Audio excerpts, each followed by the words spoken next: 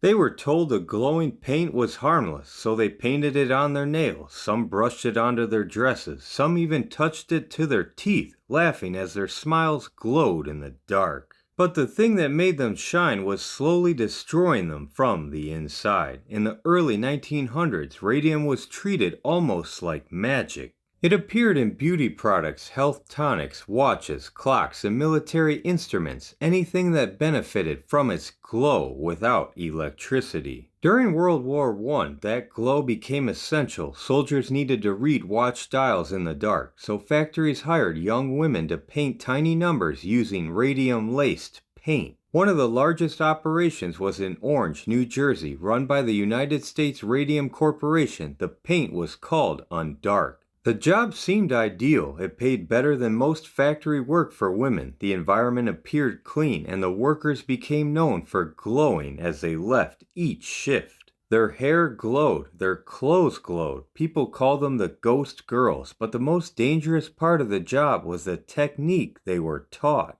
The brushes lost their fine point quickly, so the women were instructed to shape them with their lips. Lip, dip, paint. Again and again, each time they swallowed a small amount of radium. The company told them it was safe, but the men working with radium in laboratories took precautions. They used tongs, wore protective gear, and kept their distance. They understood the risk. The dial painters were not given the same warning. At first, nothing seemed wrong. Then the symptoms began. Toothaches, loose teeth, bleeding gums. When teeth were removed, the wounds would not heal. Some women developed anemia, others suffered bones that fractured easily, and then came one of the most horrifying effects. Their jaws began to rot. The condition became known as radium jaw. In severe cases, pieces of bone could break away. One of the early victims was Amelia Mejia. She died in 1922 after a rapid decline, though her illness was initially misdiagnosed, delaying recognition of what radium was doing to the workers. The company did not accept responsibility. Instead, it denied the connection, questioned the women's diagnosis, and delayed legal action.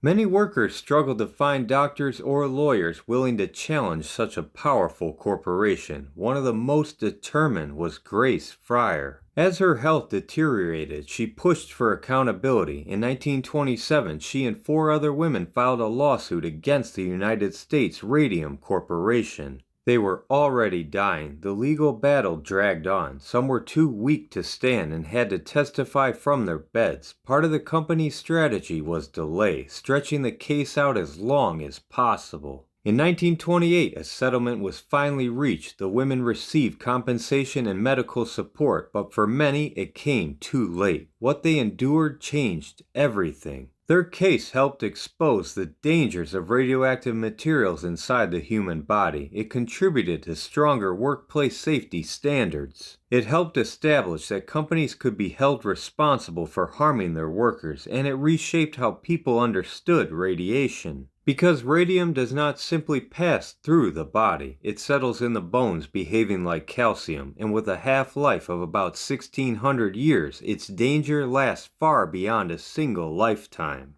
The Radium Girls were not careless, they were not reckless, they were young women doing exactly what they were told, and the most haunting truth is this: they were made to glow by the same thing that was killing them.